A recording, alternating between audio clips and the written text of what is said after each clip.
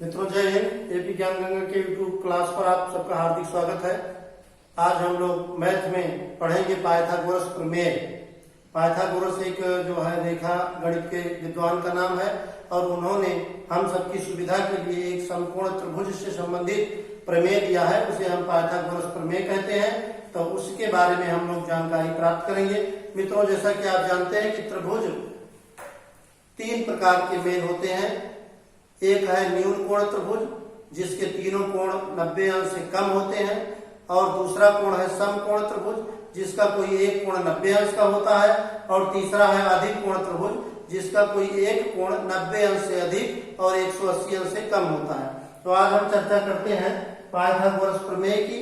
ये आपके सामने चित्र में एक त्रिभुज बना हुआ है जिसका लंब है AB, आधार BC है और इसका कर्ण है AC।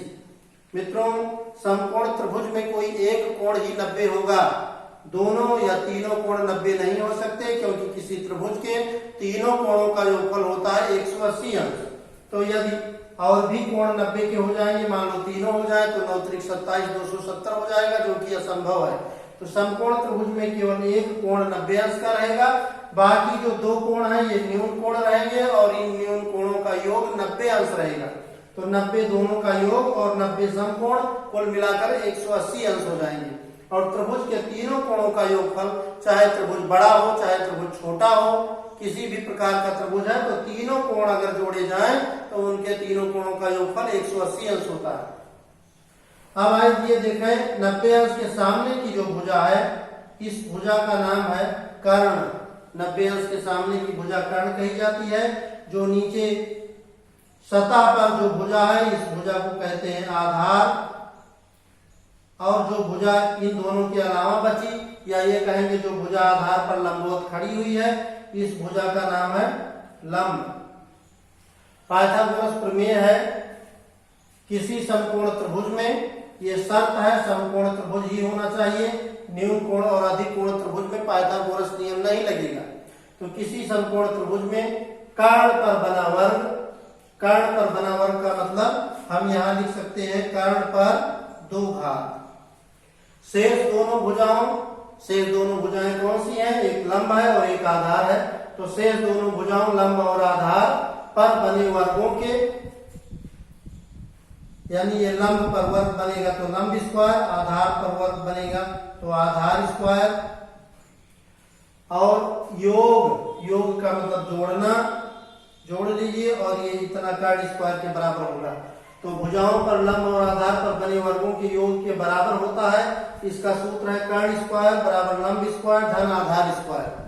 पुनः एक बार देख लें, किसी समकोण त्रिभुज में कर्ण पर बना वर्ग शेष दोनों भुजाओं लंब और आधार पर बने वर्गों के योग के बराबर होता है। सूत्र है कर्ण स्क्वायर बराबर लंब स्क्वायर धन आधार स्क्वायर। इसको पक्षांतर करके हम 2 सूत्र और बना सकते हैं।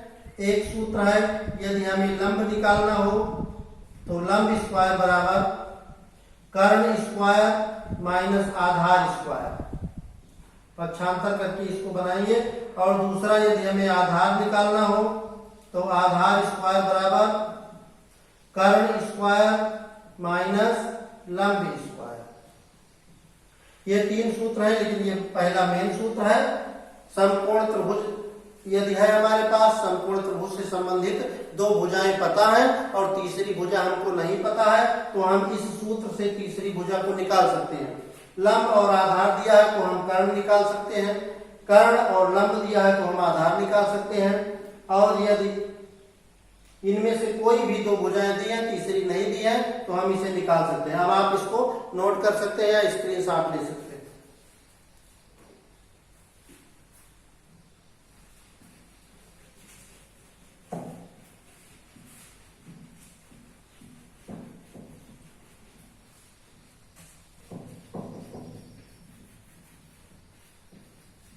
अब हम इस पर कुछ चर्चा इस प्रकार से करेंगे कि 2 भुजाएं दी रहेंगी त्रिभुज की और तीसरी की गणना हमको करना है। ये आपके सामने चित्र है, समकोण त्रिभुज का मान लिया है चित्र है। इसकी भुजाएं ये B और C हैं। एक कोण 90 अंश का है, इसलिए ये त्रिभुज समकोण त्रिभुज कहा जाएगा। इसके लंब की भुजा 3 सेंटीमीटर है और आधार की भुजा 4 सेंटीमीटर है और हमें कर्ण निकालना है। तो कर्ण निकालना है हमें, तो हम यहाँ जो सूत्र है कर्ण स्क्वायर बराबर लंब स्क्वायर धन आधार स्क्वायर, इस सूत्र को हम अपनी सुविधा अनुसार त्रिभुज की भुजाओं का नाम लिख करके भी लिख सकते हैं। जैसे इस चित्र में हमारी भुजा कर्ण है AC, तो हम लिख सकते हैं AC स्क्वायर इक्वल्स लंब है AB, तो AB स्क्वायर और आधार है BC, तो ये हो गया BC स्क्वायर। कर्ण स्क्वायर बराबर लंब स्क्वायर धन आधार स्क्वायर या AC स्क्वायर बराबर AB square plus BC square. अब यदि हमें कर्ण निकालना है तो हम AB के जगह पर 3 रख देंगे, 3 का स्क्वायर, और BC के जगह पर हम रख देंगे 4 का स्क्वायर। ये हमारा हो गया 3 पर स्क्वायर। मित्रों 3 को 3 से गुणा करना है, 3 3 का 9 हो गया। 4 पर 2 घात का मतलब 4 को 4 से गुणा करें तो 4 चौक 16 हो गया, तो 16 और 9 हमारा हो जाता है 25। और बाएं तरफ हमारा है कर्ण स्क्वायर, ये कर्ण का स्क्वायर हमारा 25 आया। अब हमें कर्ण निकालना है तो 2 घात बाएं पक्ष से हटाएंगे तो दाईं ओर वो रूट में बदल जाएगा। वर्गमूल निकालना पड़ेगा 25 का, तो 25 का वर्गमूल होता है 25 यानी 5 गुणे 5, और रूट के अंतर्गत जो गुणनखंड की समान संख्याएं हैं तो एक संख्या बचती है, यानी ये कर्ण हमारा हो गया 5 सेंटीमीटर। अब मित्रों हमें यह करना है कि यदि हमें लंब निकालना है तो कर्ण और आधार की संख्या दी जाएगी, यानी तीनों भुजाओं में कोई 2 संख्या दी रहेगी और बाकी आपको निकालना है। इसके आगे यदि किसी त्रिभुज की जैसे 3 एक भुजा है, 4 है तो ये 5 आ गया। यदि किसी त्रिभुज की दूसरी भुजा 6 है, 8 है और तीसरे को निकालना है तो 6 36 और 8 28 64, तो 36 और 64 100 हो गया। 100 का वर्गमूल 10 होता है, तो हमारी तीसरी संख्या बन गई 10। अब मित्रों समकोण त्रिभुज की तीनों जो भुजाएं हैं उन्हें पाइथागोरस त्रिक कहते हैं। पाइथागोरस त्रिक माने ये 3 संख्याएं आप अगर याद रखें कि यदि भुजा एक 3 है दूसरी 4 है तो अगली 5 होगी। अगर आप जो है एक 6 है एक 8 है तो अगली 10 होगी। इसी प्रकार से और भी संख्याएं हैं। यदि एक भुजा 5 है एक भुजा 12 है तो कर्ण 13 होगा। यदि एक भुजा 8 है दूसरा 15 है तो कर्ण 17 होगा। इसी प्रकार से यदि एक भुजा 15 है और एक भुजा 36 है तो तीसरी भुजा 39 होगी। मित्रों ये पाइथागोरस त्रिक है और इसमें से आप अगर 2 संख्याएं इम्तिहान में पा जाते हैं और तीसरा निकालना है तो आप पहले ही जान सकते हैं, अनुमान के द्वारा जान सकते हैं कि तीसरी भुजा हमारी कितनी होगी। एक चीज और ध्यान देने योग्य बात है कि कर्ण की भुजा सदैव बड़ी होती है, जो सबसे बड़ी भुजा है वो कर्ण ही है, लेकिन लंब और आधार की संख्याओं में परिवर्तन हो सकता है। यहाँ ये कहा जा सकता है कि लंब है 4 और आधार है 3, या लंब है 3 और आधार है 4।